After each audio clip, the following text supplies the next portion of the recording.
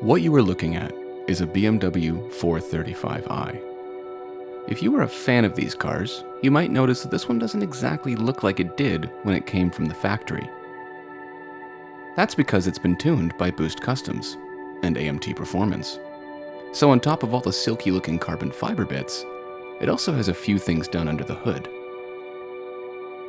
So where a factory 435 makes about 300 horsepower, this one is making 400. And over 400 pound-feet of torque. And if you know your BMWs, you might have realized that's around 100 more torque than the previous generation M3.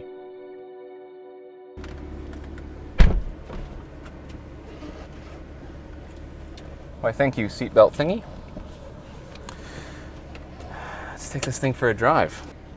Okay, let's see what we got.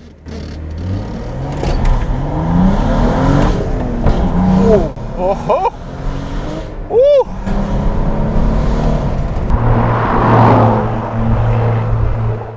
Okay. So the stock 435, can't think, does 0 to 60 in 5 seconds dead.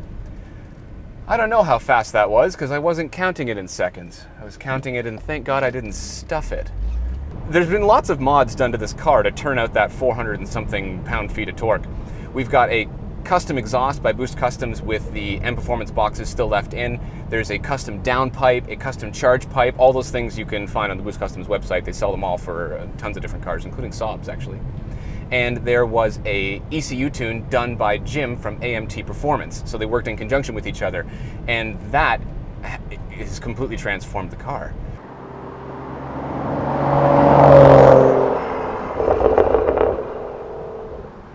I drove a 335 very recently, and this is nothing like that at all. It's a completely new car. That's fourth gear.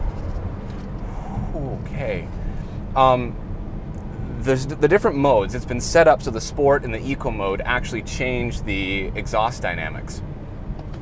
And what that does is it allows for insane backfires. It literally spits flames. Not figuratively, it literally spits flames.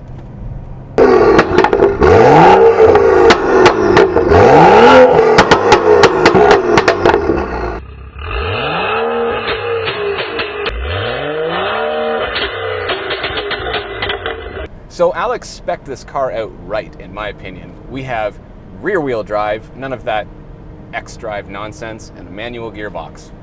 That's how it should be done in a BMW like this. Now the 435 itself is a fantastic car. BMW did a sensationally good job with everything. And probably the most exciting thing about this car, I'm going to skip right to it.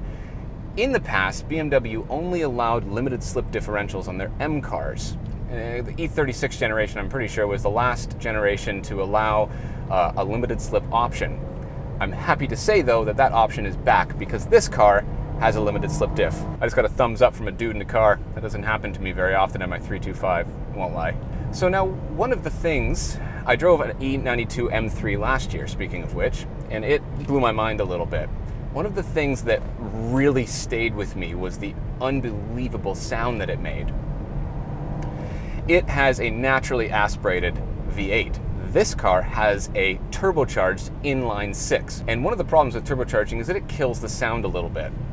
Now, that problem has kind of been solved with the setup of this car, because part of the software tune, if I push this little button down here and switch it to sport mode, it spits flames.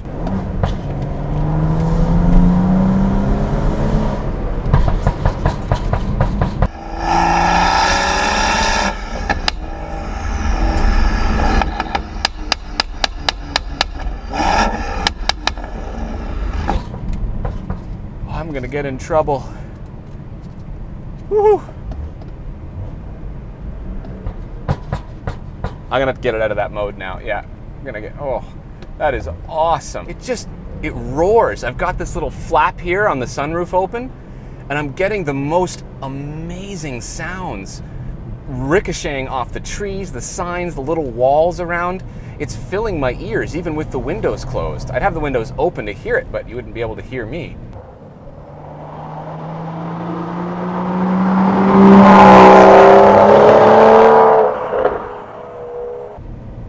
sound has been taken care of. Turbocharged or not, who cares? This thing makes as awesome of a sound as any car I've ever driven. Now, BMW did a fantastic job with setting up all the parts of the chassis of this car.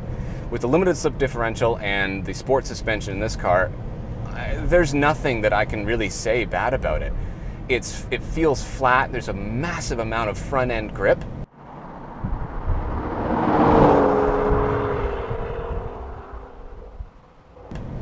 The rear feels incredibly planted, and with the limited slip diff, I'm getting awesome translation of the rear wheel's traction as I go around corners. It's not, I was honestly thinking I was going to be a little bit afraid driving this car because of how much power it has, 400 horsepower, but I'm not. It's very accessible.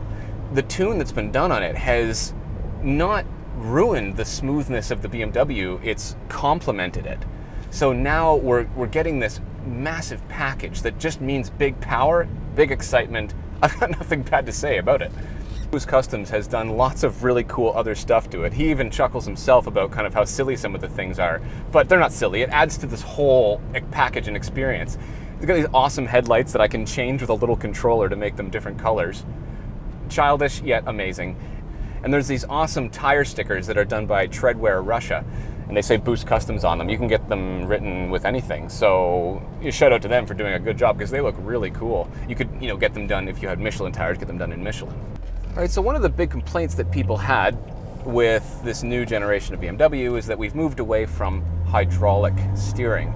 This is electric power steering. I'll be honest, I find it a little bit light. We have sacrificed some feel, but I can't argue that it is translating what's happening on my tires to my hands, so I don't really have any complaints about it. I could do with it being a little bit heavier, to be honest. The ratio is fantastic. Yeah, it goes exactly where I want it to, exactly with the amount of lock that I would think that it put on. And it's communicating what's happening in the back end very, very effectively, actually. If I get a little bit of slip or the back starts to go, I'm feeling the translation of the grip of the tires through the steering wheel. I don't really know what more you'd need. All right, so this thing also has the M Performance brake, so we're coming up to a series of sweepers here. Let's see what they got. Oh, a lot is the answer.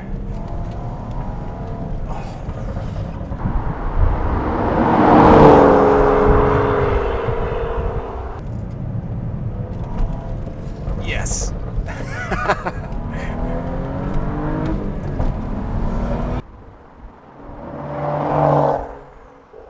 Now, I remember driving a regular 335. I'm going to put my window up. And I remember it being exciting. And I remember going, ooh, wow, this is a quick car. I remember it being very refined and flat. The tune that's been done to this car has just absolutely awoken a monster. I'm not saying that this thing is like Ferrari fast. I'm not saying that it is like crazy, M4 fast. But I'm saying that it is fast. If you drove it, you would go, yeah, that's a fast car. It's not going to change your life, but it'll let you know what you had for breakfast. Woo!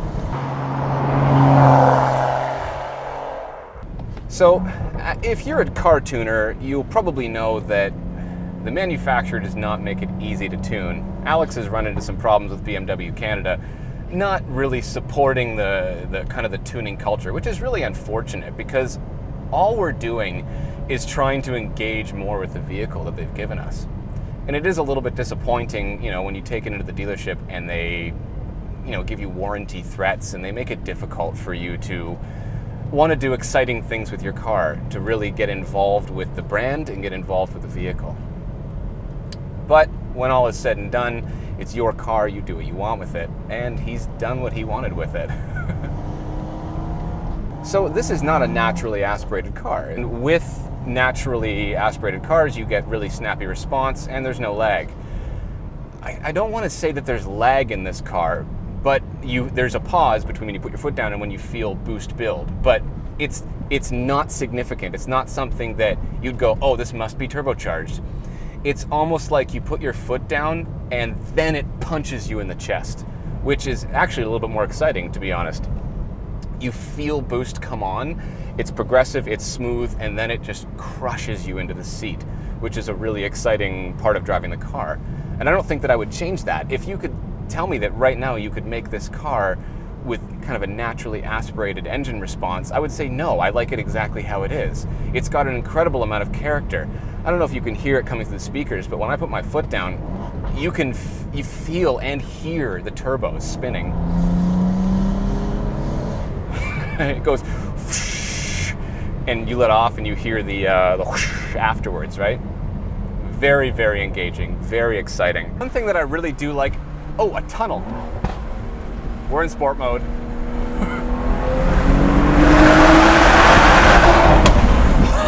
Oh my God.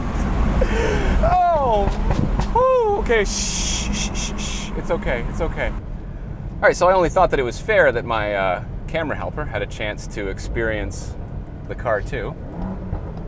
So here's a little second gear pull.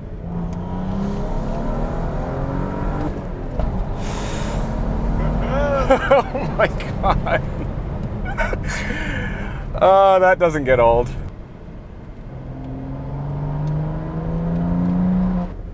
Now, in case you haven't noticed from some of the outside video, this car is stunning to look at.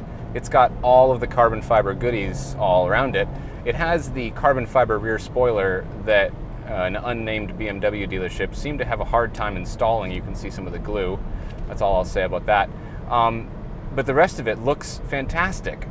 It's got a few little flaws here and there, but that just tells you that Alex wants to drive it. He told me, I said, like, don't worry, man, I'll be careful with your car. And he's like, no, drive it, right? Which, that's a really valuable thing. If that's what my tuner says about his own car, then I think that's kind of the place that I'd want to go back to. So the thing about this car, with these crazy backfires, that, okay, shh. Okay, back in comfort mode. The thing about it is that it's still a 435. Even with all this insane tuning and the fact that it spits flames, with literally the push of a button, it just becomes a normal BMW.